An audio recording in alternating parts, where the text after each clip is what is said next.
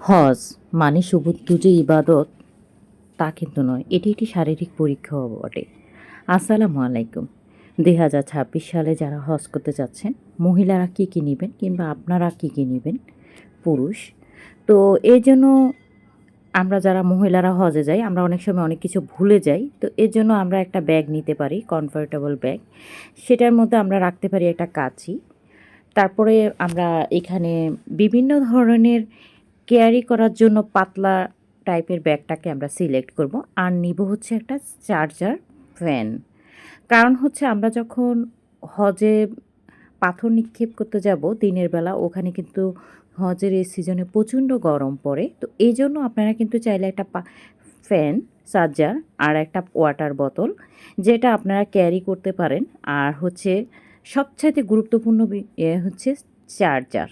এই চার্জারের জন্য একটা ফ্লাগ, এমন একটা ফ্ল্যাগ সিলেক্ট করুন যাতে যে কোনো জায়গায় এটা আপনি সেট করে নিতে পারেন। আর হচ্ছে কমফোর্টেবল ব্যাগ তো অবশ্যই লাগবে, যে ব্যাগটা দেখাচ্ছি ফোল্ডেবল। আর আপনারা চাইলে অন্যান্য ব্যাগও পারচেস করতে পারেন, কারণ আমি আমার যেটা গুরুত্বপূর্ণ মনে হয়েছে সেটাই আপনাদেরকে দেখাচ্ছি। আর নিয়ে নিলাম হচ্ছে পানির জন্য, পানি খাওয়ার জন্য একটা ফোল্ডেবল গ্লাস। আমরা এখানে খুব বেশি জিনিস কিন্তু ক্যারি করতে পারি না, কারণ আমাদেরকে এখানে হাঁটতে হবে। তো এই হাঁটার জন্য আমরা যতটুকু কমফোর্টেবল জিনিস নেওয়া যায় ততটুকুই নির্বাচন করব।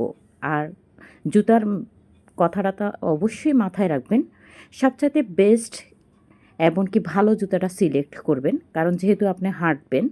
তো এখানে হাই হিল কিংবা বুট, মানে উঁচা বুট যেটা বলে এগুলো না, আমরা একদম ফ্ল্যাট জুতা নেওয়ার চেষ্টা করব। এমন একটা বড় সাইজের ব্যাগ ক্যারি করব, যেটাতে সব ধরনের সব কিছু আমরা প্রয়োজনীয় জিনিসপত্র নিয়ে নিতে পারি।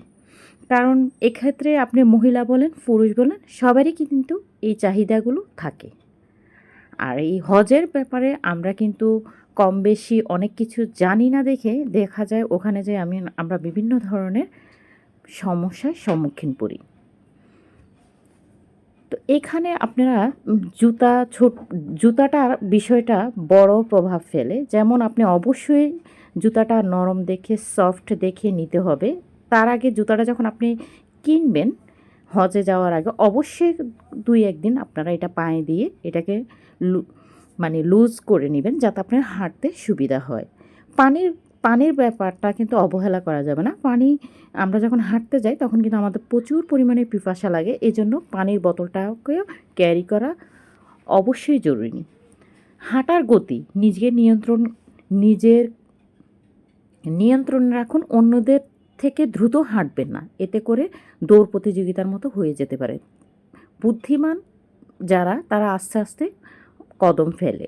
তো আমরা এটা ব্রেনে রাখবো যাতে আমরা আস্তে আস্তে হাঁটি, এবং কি হাঁটতে যাওয়ার সময় অবশ্যই আমরা অন্যের কীভাবে হাঁটছে কিংবা অন্যরা কীভাবে দৌড়াচ্ছে এটা আমরা দেখব না। কারণ হচ্ছে সবার আগে আমি এখানে ইবাদত করতে গিয়েছি, আর ইবাদতের মাহাত্ম্যটা তখনই প্রকাশ পায় যখন আমি সম্পূর্ণ ইবাদতটা সম্পূর্ণভাবে সুস্থ শরীরে করে আসতে পারবো। পানি, হাঁটার গতি এমনকি বিশ্রাম, এই জিনিসগুলো আপনাদেরকে অবশ্যই ব্রেনে রেখে ওভাবে মানে হাঁটতে হবে, এমনকি আগাতে হবে। খাবার শক্তি যোগায়, এখানে আপনি অবশ্যই হেলদি খাবারটা চয়েস করবেন। যেমন হচ্ছে খেজুরটা আপনারা চয়েস করতে পারেন, কারণ এটাতে প্রচুর পরিমাণে ক্যালোরি থাকে, আমরা কম বেশি সবাই জানি। আর এটা ক্যারি করাও কিন্তু খুবই ইজি। কিংবা আপনি বিস্কিট, যে ধরনের বিস্কিটগুলা যেমন সল্ট সল্টেস টাইপের বিস্কুটগুলো আপনারা এখানে ক্যারি করতে পারেন। অনেকে ডায়াবেটিস থাকে, উচ্চ কোলেস্ট্রল থাকে, তাই আমি বলবো চিনি জাতীয় বিস্কিটগুলোকে আপনারা স্কিপ করার চেষ্টা করবেন। রোদ থেকে বাঁচুন, সেজন্য অবশ্যই একটা ছাতা নিয়ে নেবেন, কারণ ছাতাটা আমাদের জন্য দরকার, কারণ এখানে প্রচুর রোদ পড়ে, হিট স্ট্রোক হওয়ার ঝামেলা থাকে। হালকা ব্যাগটা অবশ্যই ক্যারি করবেন। শরীরে আমরা ক্যারি করতে পারি ঠিক ততটুকুই নিব, কিন্তু অবশ্যই ব্রেন রাখতে হবে আমাদের ক্যারি করা যে জিনিসগুলো নিব ওগুলো যাতে ওয়েট কম হয়। কারণ আমরা অনেকক্ষণ ওখানে হাঁটবো, এমনকি আল্লাহর জন্য ওইখানে বিভিন্ন জায়গায় ইবাদত করব, এমনকি বিভিন্ন জায়গায় আমরা বিভিন্নভাবে আমাদের অনেক ধরনের কাজ থাকে হজের সময়। শরীর যাতে ভেঙে না পড়ে তাই দোয়া কমে যায়, মনোযোগ নষ্ট হয়ে যায় কিংবা ইবাদতের স্বাদ হারিয়ে যায়। এজন্য হলো আপনাকে সব কিছু বুদ্ধির সাথে মোকাবেলা করতে হবে। প্রতিটি ধাপ সহজ করতে হবে, প্রতিটি ইবাদত গভীরভাবে করতে হবে এবং দোয়া আন্তরিকভাবে করতে হবে। আর এই দোয়ার ব্যাপারটা যদি বলি, কারণ দোয়া আসলে আপনি অপরের জন্য না করলে তাহলে নিজের জন্য নিজেরটা কখনোই কবুল হয় না, এটা আমাদের মনে রাখতে হবে। তো যখনই আমরা হাঁটবো বিশ্রাম নিয়ে নিয়ে মাঝে মধ্যে 5-10 মিনিট বসে নিব। একেবারে মানে অনেকে আছে গিয়ে ওখানেও এত জোরে হাঁটাহাঁটি করে, পরে কিন্তু হজের করার যে অন্যান্য যেই নিয়মগুলা থাকে এগুলা তার করা হয়ে ওঠে না। সে দুর্বল হয়ে পড়ে, এমনকি সে অসুস্থও হয়ে পড়ে। তো আমরা এক্ষেত্রে অবশ্যই এগুলা মাথায় রাখবো। এখানে আমাদের শরীরের যত্ন নেওয়ারও দরকার। তো এই জন্য আপনারা চেষ্টা করবেন জয়তুনের তেলটা ক্যারি করতে, কিংবা যারা সানস্ক্রিন কিংবা যার যতটুক অ্যাবিলিটি আছে সে অনুযায়ী আমরা আমাদের জিনিসগুলো ক্যারি করার চেষ্টা করব। এখানে পুরুষ কিংবা মেয়ে এটা না, আর এখানে আসলে কি সবাই যায় আল্লাহর রাস্তায় এবং আল্লাহর জন্য খুশি করার জন্য আমরা এখানে হজ করতে যাই। কিন্তু আমাদের হজটা তখনই সম্পূর্ণ হয় যখন আমরা হজের সম্পূর্ণ ধাপগুলা সুন্দরভাবে করতে পারি। সুন্দরভাবে পালন করাটাও বিশাল বড় একটা ব্যাপার আমি মনে করি। তো এই ক্ষেত্রে আমরা যতটুকু পারি নিজেকে বুদ্ধির সাথে এমনকি আল্লাহর সকল দিক নির্দেশনা অনুসরণ করে তারপরে হজ করতে যাওয়া, এমনকি প্রত্যেকটা স্টেপ যাতে আমরা সুন্দরভাবে পূর্ণ করতে পারি সেটা অবশ্যই আপনাকে ব্রেনে রাখতে হবে। এখানে আপনি টুথব্রাশ, তারপরে হচ্ছে তেল, তারপরে হচ্ছে আপনি ওষুধ, তারপরে হচ্ছে আপনার পানি, তারপরে হচ্ছে আপনি যেই জিনিসগুলা টিস্যু, এই অত্যন্ত গুরুত্বপূর্ণ জিনিসগুলা প্রত্যেকটা জিনিস আপনি একটা একটা করে ব্যাগের মধ্যে প্রয়োজনে আপনি লিখে নেবেন। কারণ যাওয়ার আগে আপনি এই প্রত্যেকটা জিনিস ব্যাগের মধ্যে যখন লিখে রাখবেন, এগুলো আপনি জাস্ট যাওয়ার আগে ঢুকিয়ে নেবেন। আর এই হজটা এসেছে মূলত ইব্রাহিম আলাইহিস সালাম এমনকি ইসমাইল আলাইহিস সালামের মাধ্যম দিয়ে।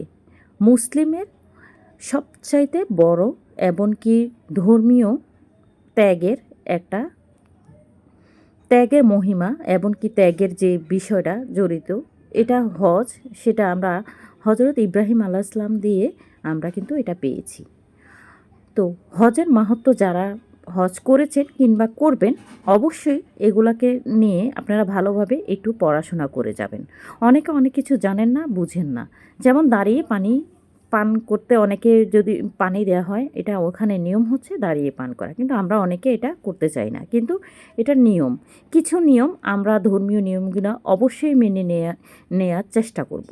এতে করে আমাদের এবং আমাদের পাশে যারা থাকে, যারা অনেকে আছে এখানে অনেক কিছুই বুঝে না, বিশেষ করে অনেক মহিলারা আছে যেমন ওখানে গিয়ে বিভিন্ন ধরনের প্রতারকের চক্রও পড়ে। যেমন আমি এরকমও দেখেছি কিছু মহিলাকে যারা হজের মৌসুমে গিয়ে বলে যে আমার কাছে এত ভরি চুড়ি আছে, আপনি আমাকে কিছুটা টাকা দেন, এই টাকা বিনিময়ে আপনি চুড়িগুলো রেখে দেন। আমরা অনেক মহিলারা আছি যেটা আমরা খুব সরলভাবে এগুলাকে মনে করি যে আল্লাহর ঘরে আসছি, এখানে তো কেউই মিথ্যা কথা বলে না, যার কারণে আমরা সবাই এটাকে সত্য ভেবে আমরা এগুলা কালেক্ট করার চেষ্টা করি। কিন্তু এগুলা কিন্তু অনেকভাবে অনেকেই প্রতারিত হচ্ছে। এগুলা অবশ্যই ব্রেনে রাখবেন। হজের সময় নাক, কান, চোখ খোলা রেখে চলার চেষ্টা করবেন। বুদ্ধির সাথে প্রত্যেকটা কাজ করবেন। এমনকি আমাদের মুসলিম জাহানের যে দিক নির্দেশনা সেগুলো তো অবশ্যই মেনে চলবেন। কারণ হজ তখনই সম্পূর্ণ হয় যখন আপনি সম্পূর্ণ নিয়মগুলা মেনে পুরোটা করে আসতে পারবেন, তখনই হজটা সম্পূর্ণ হয়। তো এই জন্য আমরা হজের আনুষ্ঠানিকতা যেখানে আমরা পাথর নিক্ষেপ করব, ওখানে আমরা কোনো বড় সাইজের পাথর অবশ্যই নিব না। আমরা সবচেয়ে ছোট সাইজের পাথরগুলো নির্বাচন করব। অনেকে বুঝে না, বড় বড় পাথর নিক্ষেপ করে, এমনকি অনেক জোরে জোরে এগুলা আগে থেকে করা শুরু করে। কিন্তু এই ভুলটা অবশ্যই করবেন না। আপনারা যতটুকু চেষ্টা করবেন পাথরগুলা ছোট নেওয়ার চেষ্টা করবেন, এবং হাঁটার সময় অবশ্যই 5 মিনিট কোথাও বসে আস্তে আস্তে ধীর গতিতে চলাচল করার চেষ্টা করবেন। কারণ এই হজের সময় আমরা অনেকে অনেক দৌড়াদৌড়ি করে ফেলি প্রথমে দেখে, অনেকে ওখানে আবেগ তখন কাজ করে না, তাই বিবেক খরচ করে আপনাকে চলাচল করা, অবশ্যই বুদ্ধির সাথে চলাচল করাটাই আমি মনে করি সেফ। আপনি সম্পূর্ণ কাজটা সম্পূর্ণ সুন্দরভাবে করার জন্য বুদ্ধিটাই হচ্ছে জরুরি জিনিস। আর এজন্য সবচাইতে জরুরি বিষয় হচ্ছে আপনি কিভাবে হজটা করছেন আর কিভাবে আপনি প্রত্যেকটা জিনিস ক্যারি করছেন। জিনিসগুলো আমরা যদি ভালোভাবে ক্যারি না করতে পারি, সেই ক্ষেত্রে দেখা যায় আমাদের অনেক কিছুই পূর্ণ হয় না। দেখা যায় অনেক জায়গায় অনেক কিছু ভুল হয়ে যায়। প্রত্যেকটা স্থানে যাওয়ার চেষ্টা করবেন, এমনকি প্রত্যেকটা স্থানে মনোযোগ সহকারে দোয়া করার চেষ্টা করবেন। দোয়া সবার জন্য করবেন, দোয়া অপরের জন্য করলে নিজেরটা কবুল হয়। এটা আমাদেরকে মহান আল্লাহ তাআলা এমনকি আমার প্রিয় নবী হযরত মুহাম্মদ সাল্লাল্লাহু আলাইহি সাল্লাম সবসময় বলে গিয়েছেন। তো এই হজের মরশুমে যারা যারা যাচ্ছেন তাদের সবার জন্য অনেক অনেক শুভকামনা, অনেক অনেক ভালোবাসা। আপনারা যে যাচ্ছেন কিংবা যে এই ভিডিওটা দেখছেন, আশা করি আপনারা উপকৃত হবেন। যদি উপকৃত হয়ে থাকেন, আমার এই চ্যানেলটাকে সাবস্ক্রাইব করতে ভুলবেন না, একটা লাইক দিয়ে যাবেন, কমেন্টে জানাবেন কেমন লাগলো। Thank you.